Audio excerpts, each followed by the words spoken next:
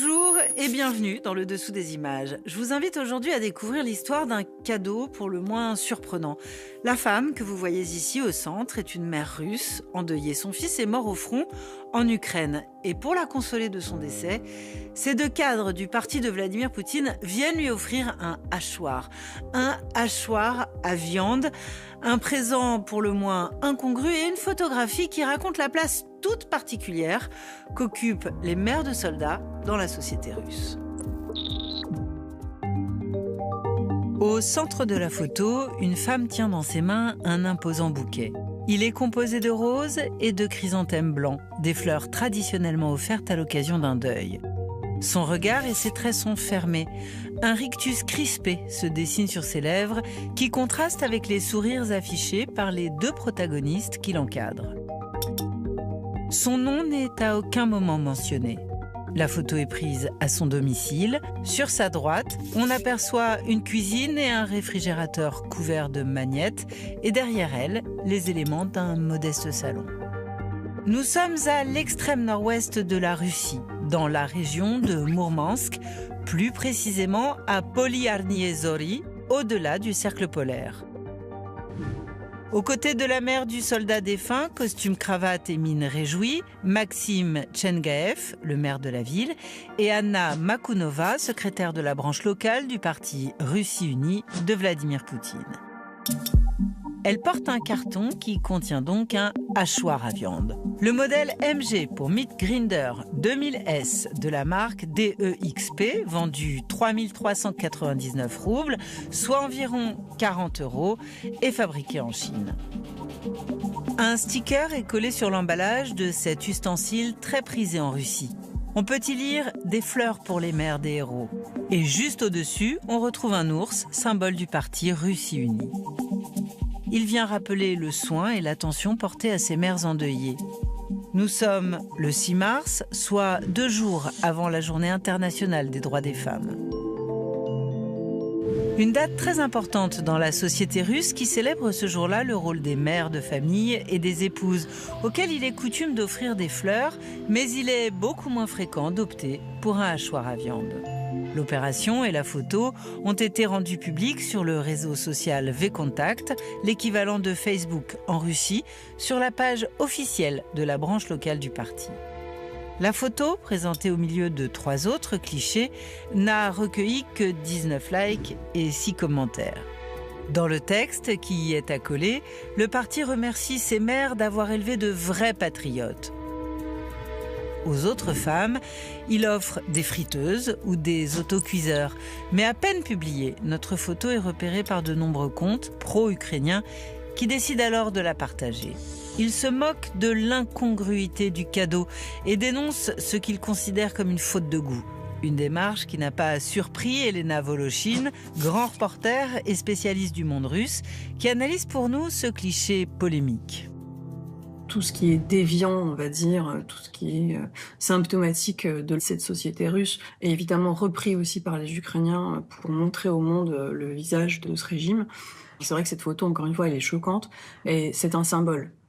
Donc voilà, finalement, les Russes construisent leur mythe à coups de symboles. Nous aussi, quelque part, on s'attache au symbole parce que dans les faits, il n'y avait pas de message, il n'y avait pas de symbole dans cet événement. Ils ont juste vraiment offert un ustensile de cuisine à une ménagère. Un ustensile qui a également suscité les critiques de certains internautes directement sur le réseau social russe. Sous la publication, ils ont dénoncé l'indécence du cadeau. En cause, le terme miasorubku, qui signifie hachoir à viande en russe, l'équivalent de l'expression française chair à canon. Un qualificatif utilisé par de nombreux commentateurs pour évoquer la stratégie de l'armée russe en Ukraine, qui fait très peu de cas des pertes humaines. Face aux réactions des internautes, le parti a donc été contraint de réagir en publiant une autre vidéo, 5 heures plus tard, dans laquelle on retrouve la même mère de famille qui remercie chaleureusement le parti de Vladimir Poutine. Я благодарю Единую Россию за подарки, за красивый букет и за подарили мне мясорубку. Des remerciements obtenus en suivant un mode opératoire très fidèle à celui utilisé durant l'époque soviétique.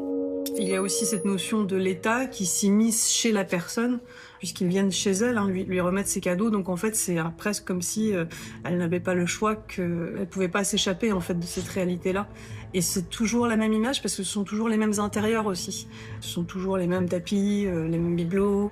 La publication précise aussi que Maxime Tchangaev a lui-même pris la parole pour expliquer que ce hachoir ne faisait pas partie des cadeaux initialement prévus, mais que cette mère l'avait instamment réclamé et qu'il se voyait mal le lui refuser en pleine journée des droits des femmes. Le 8 mars, par exemple, le journal télévisé va ouvrir avec des reportages dans des entreprises où les hommes vont aller voir les femmes, s'étonner du fait que, tiens, là, il y a une femme à un poste dirigeant, leur offrir des fleurs. Il y a des reportages sur quel parfum choisir, ou est-ce que plutôt parfum ou plutôt rouge à lèvres. C'est extrêmement caricatural, en fait. Cette imagerie autour de la journée de la femme. Et on aura toujours, évidemment, Vladimir Poutine qui va s'adresser aux femmes russes.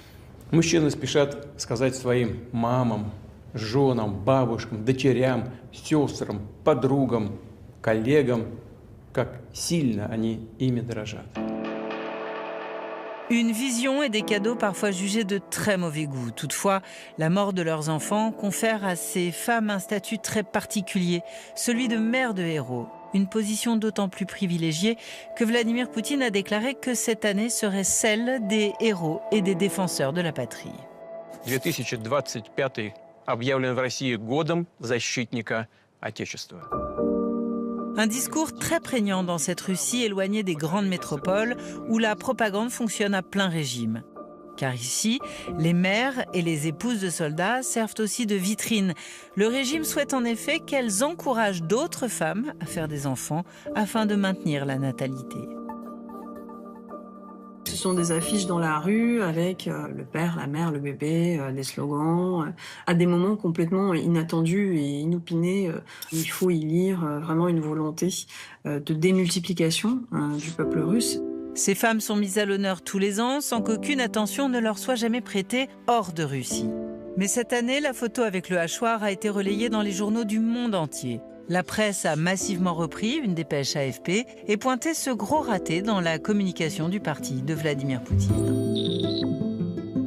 Si la séquence des cadeaux révèle le rôle auquel Vladimir Poutine souhaite cantonner ses femmes, elle raconte également sa volonté d'étouffer le traditionnel contre-pouvoir que ces mères de soldats incarnent. Un statut très particulier qui a vu le jour à l'aube des années 1990, lorsqu'elles osaient protester contre l'armée, notamment au moment de la guerre en Afghanistan.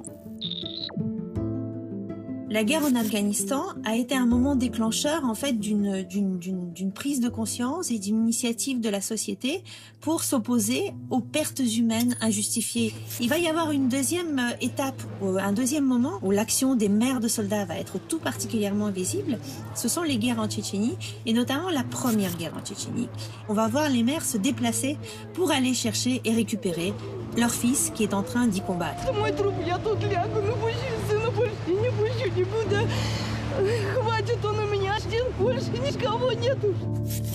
Un contre-pouvoir qui atteint son apogée en l'an 2000 lors du naufrage du sous-marin Kursk. Le lourd bilan fait état de 118 morts, mais le fraîchement élu Vladimir Poutine se montre alors fort peu compatissant.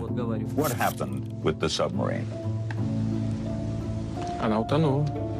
Vladimir Poutine va finir par se rendre sur place, mais trop tard. Et pendant un certain temps a circulé cette vidéo et l'histoire de cette mère d'un sous-marinier, Nadezhda Tselik, qui en fait avait pris la parole. On a ce moment qui a été jugé scandaleux dans la population russe, où une femme arrive par l'arrière et qui fait à la mère une piqûre qui fait que ses jambes se mettent à flageoler et qu'elle perd la capacité de parler.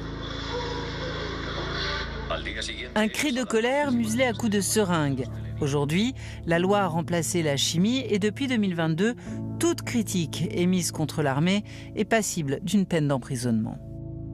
La mobilisation des femmes est aujourd'hui essentiellement en ligne. C'est-à-dire que les femmes sortent dans la rue, présentent une pancarte, se font filmer. Et l'idée, c'est de faire circuler ensuite ces vidéos et de créer une mobilisation et un sentiment de communauté. Mais pour l'instant, ça ne dépasse absolument pas le cadre de cette bulle de chaînes Telegram ou de pages sur les réseaux sociaux russes. Une mobilisation en ligne qui prend également forme dans la rue. Au mois de décembre 2023, chaque samedi, des épouses et des mères de soldats se sont rassemblées devant les portes du Kremlin, couvertes d'un foulard blanc, pour ne jamais avoir à porter le noir du deuil et pour protester contre la mobilisation forcée de leurs fils et de leurs maris. C'était une enquête de Mathis Lescane pour le Dessous des images. Salut à tous.